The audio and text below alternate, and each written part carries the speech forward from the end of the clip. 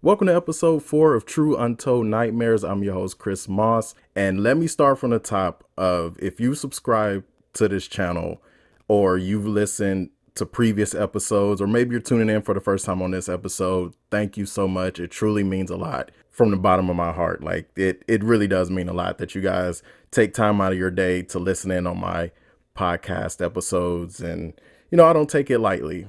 I have 2 stories for you today. So this episode might be a little short, hopefully not too short, but keep sending me stories through my email. It's on the screen. It's in my About Me page. It's in a description on YouTube. The more stories I get, the longer these episodes will be and the more content you'll get, because eventually the goal is to get so many stories that I bump it from 1 episode a week to 2 episodes a week. So help me reach that goal, and then it'll be a lot more for you guys to enjoy. I also take stories and privacy very seriously, so don't hesitate to go ahead and send those stories in. Oh, and the last thing, don't forget to join the Facebook group. The link to that is in the description of the YouTube video. So this first story was emailed to me, and this person would like to keep their privacy, so I'm just going to make a name up. I'll call this person Riley.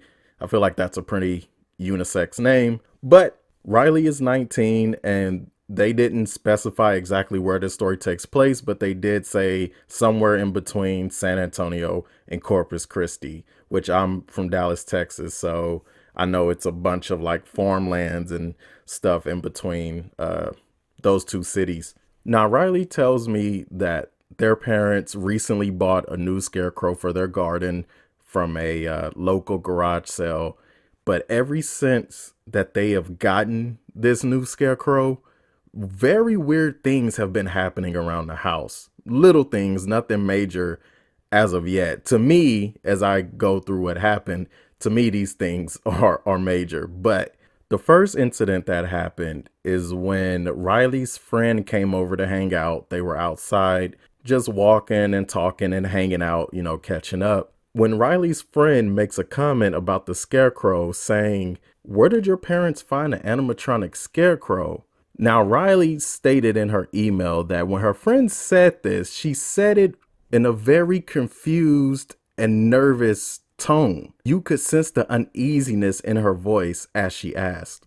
So Riley told the friend that the scarecrow is not animatronic. It doesn't move at all. It's actually full of straw like your typical scarecrow.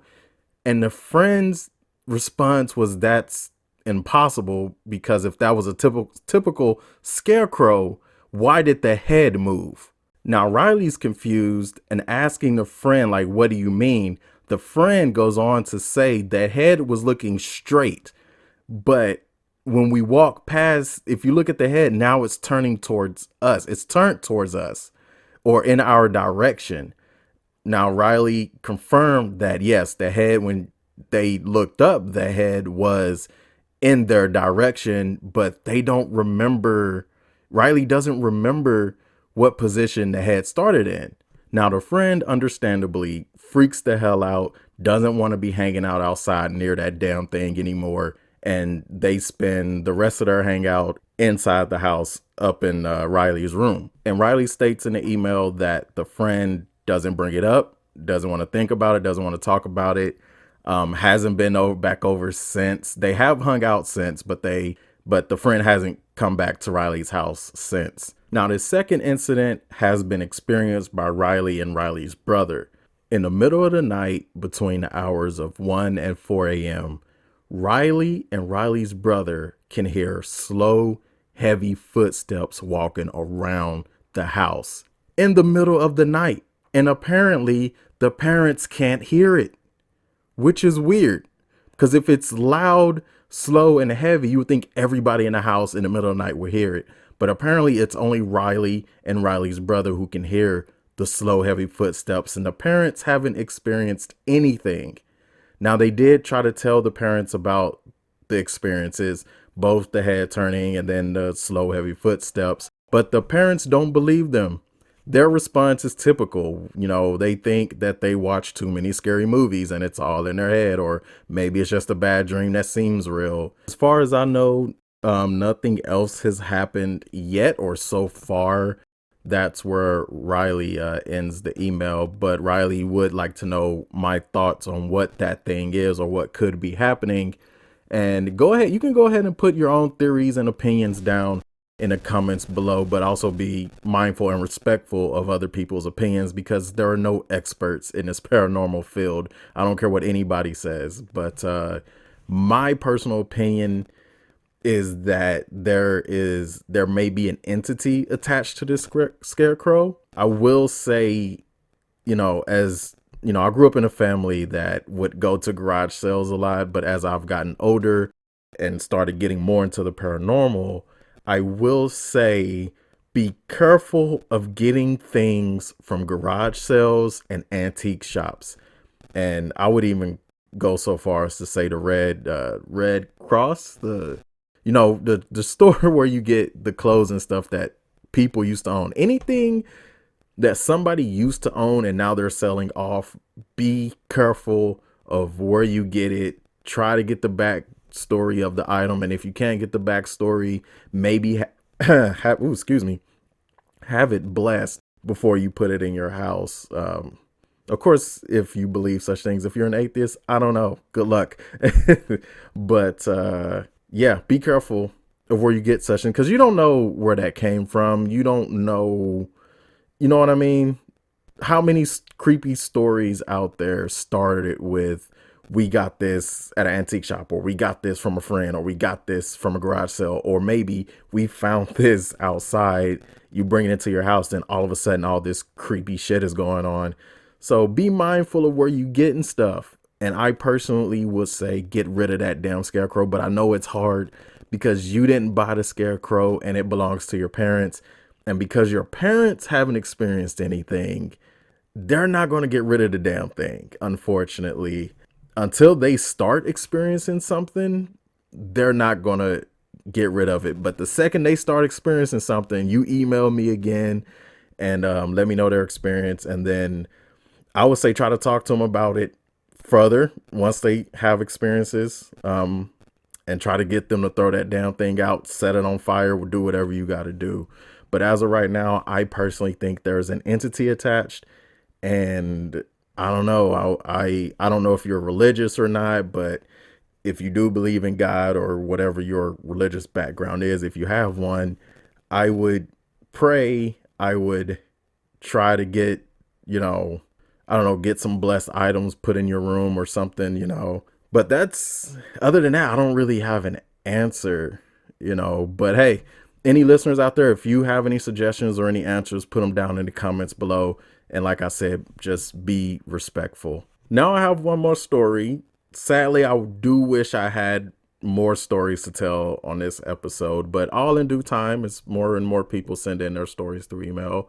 I love doing this. Like, I love hearing your stories. I love retelling your stories. And if you like to come on and tell your story, just email me and then we can we'll work that out and get you on here. But this story is a Dogman encounter from Alex, who gave me permission to use his real name in the email. Now, he didn't tell me the location, but Alex did say that one night he was riding his bike to get a quick workout in, had a busy day. It was around 9:30. Now, on his way back to his house, Alex stopped by the side of the road to kind of catch his breath, rest a little bit, and drink some water. Now, he said when he did that, he wasn't too far from the house. He was maybe about 20 minutes away on bike, away from the house, roughly. Now, while he was drinking his water and resting, he said that suddenly he heard something moving around in the bush. Now, Alex stated that he's not easy to scare. He's not a macho man. He's not trying to appear tough, but he doesn't get startled really easily. Normally, he can explain things away. He lives in a neighborhood that's heavily wooded, so little critters and raccoons and possums and stuff don't startle him. And that's what he thought was moving around in the bush. And he says that as he turns around to check out what was in the bush, because he had a little mini flashlight with him as well, He saw what he thought at first was a lost German Shepherd. All he saw was the head, and he saw the dog ears. And he thought, okay, somebody's German Shepherd got loose out of the yard and is now just roaming the streets.